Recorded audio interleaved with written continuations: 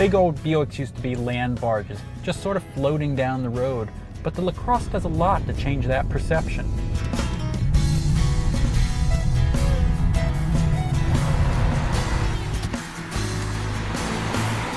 First up, the LaCrosse handles pretty well.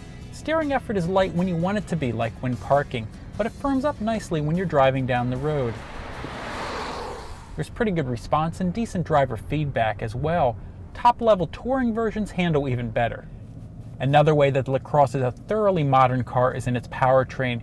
You won't see any special badges on the outside, but the standard engine in the LaCrosse is actually a hybrid. GM's eAssist hybrid is a light hybrid system that uses a lithium-ion battery to give the engine a bit of a boost for acceleration.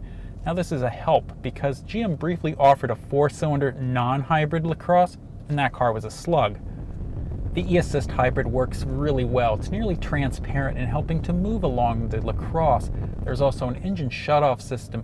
It shuts the engine down when you're at a stop in order to save fuel, restarting it automatically. Now the system performs really well. It's almost seamless. Fuel economy is really impressive for a car of this size. But the hybrid system's battery pack does eat up some trunk space, making for a smallish trunk in such a big car. You can also get the LaCrosse with a V6. Over the years, GM has offered quite a few engine options here. There used to be a 3-liter V6, but that engine lacked torque and made the car feel really flat-footed. The better option is the 3.6-liter V6. That engine is responsive and offers strong acceleration, along with decent fuel economy for a car of this size. No matter which engine you pick, the LaCrosse is very quiet inside. You hear next to no road noise. The big Buick also rides well. Rather than being floaty and loose like old Buicks, the ride's actually quite tied down, yet it remains comfortably compliant.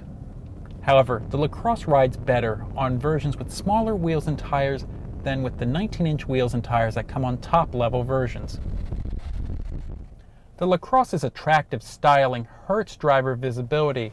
These windshield pillars, they're enormous. They're like a set of blinders in the corners. The side windows, they're really short. And looking out the back, there's a small rear window and a very high rear deck. Bad driver visibility is easily the biggest problem with the LaCrosse. Inside you'll find a very nicely finished interior with lots of wood trim and nice stitching details. But the driving position is oddly cramped for such a big car. The console cuts into knee room and the footrest is pushed way in towards the center of the car.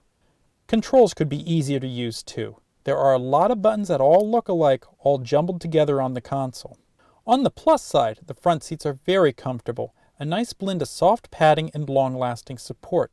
The leather seats are much more supportive than the standard cloth seats. There's also plenty of space in the rear seat.